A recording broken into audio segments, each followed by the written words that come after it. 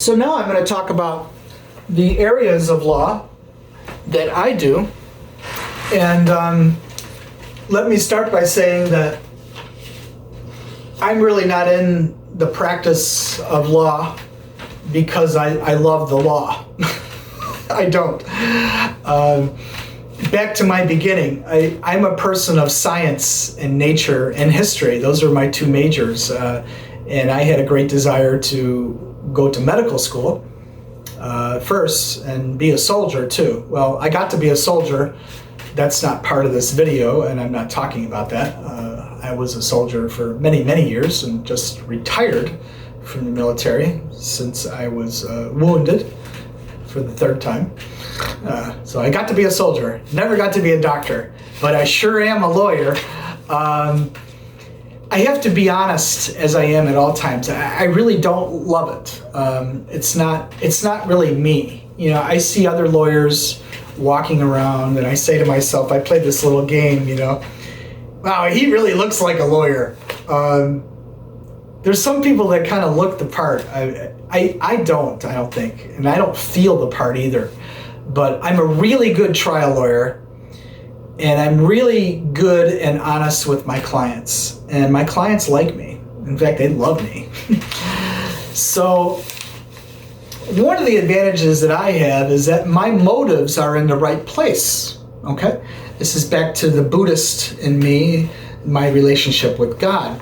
Since my motives are not to make money, because I know the money will always be there if I work hard and I'm honest. So my motives are to really connect with and take a personal journey with my client. I really and genuinely try to get to know them. That's why I go to their houses sometimes instead of them coming to my office.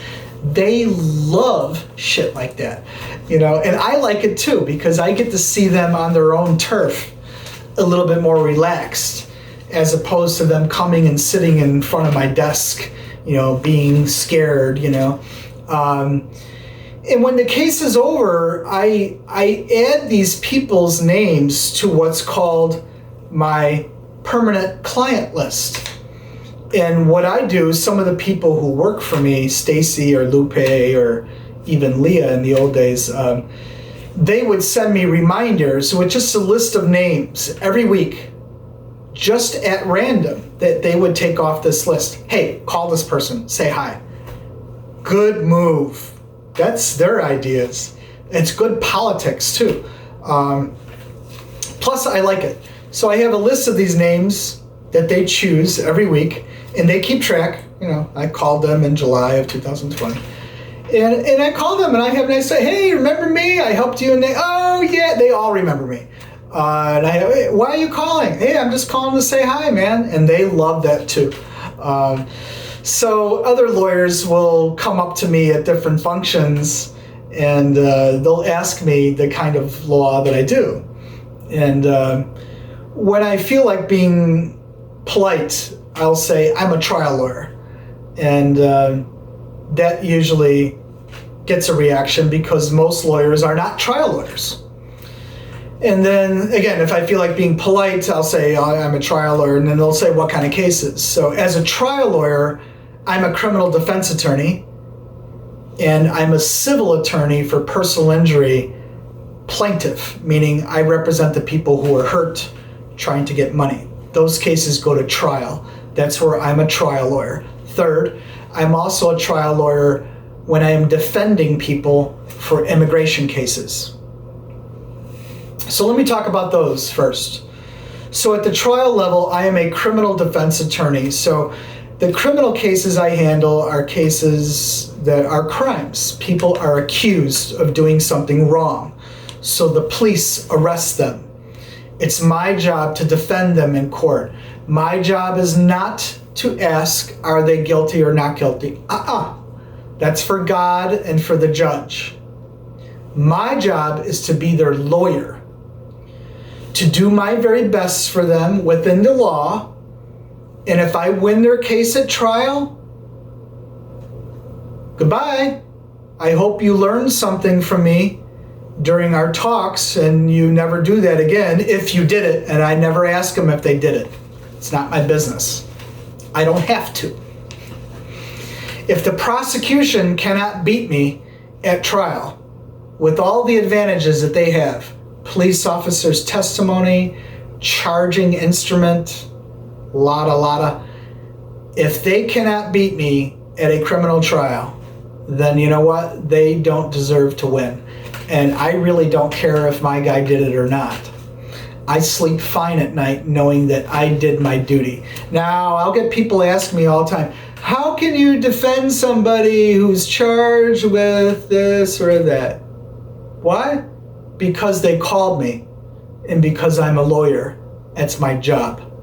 You take care of your business, I'll take care of mine. I have no trouble whatsoever defending people charged with crimes. Some of the cases do bother me, I'll admit it, but it's my job to defend them within the law and not to be their judge. Some of the cases are serious traffic cases, such as D.U.I, drinking and driving, felonies such as possession of drugs or delivering drugs, breaking into people's homes, assault and battery, rape and sexual crimes, although I do not do those. Because as a federal prosecutor, I was a sex crimes prosecutor. I do not defend those cases. But I do all the rest of them, and there's a lot of bad ones, but I have no trouble doing that at all. We do win, as a defense, most of the cases that go to trial.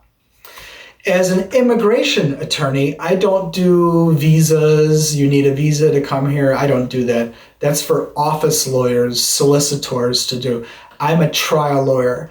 When somebody who is here is in trouble with immigration, usually because they overstayed their visa, or they got in trouble in criminal court while they were in the process of renewing their visa or applying for permanent residency or applying for citizenship, now they got problems. Now they're going to be scheduled for deportation. Now they get sent to an immigration defense attorney like me. So in those cases, as a trial lawyer, I defend them in immigration court. And once again, we do win the majority of those cases. The third element of being a trial lawyer for me, as I mentioned, is representing people who are hurt in accidents. It's called personal injury, another area of law of mine, in which I am a trial lawyer. I represent the person who was hurt. There, we are suing or going against doctors, providers, or other people's insurance companies involving a motor vehicle accident where my side was hurt. Many of those cases go to trial on the issue of fault. Who is at fault? Was the doctor in the hospital at fault or not? Question for the court. Who was at fault in the accident? Question for the court. If we can't figure it out and settle it, it goes to trial. Same thing in the criminal case. If the prosecutor makes an offer to settle to the defense attorney and I reject it, case goes to trial. The only types of cases where there's really no negotiating or settling is really in immigration court, because the case is cited for deportation and it's either we win, the guy stays, or we lose and the guy goes back to Ukraine or wherever. Sometimes a deal can be made, but they're very, very rare. But with personal injury, we're looking to get the client money to repay them for their out-of-pocket loss for medical bills, loss of work time, pain and suffering, and sometimes those judgments or verdicts can be very large. If we do get the verdict, 2/3 of the settlement goes to the client. We, as the lawyer, get 1/3, plus we get repaid all the costs that we had to pay up front. Okay, so that's how that works. And usually with my 1/3, I have to give part of that to another lawyer who gave me the case. That's called a referral fee.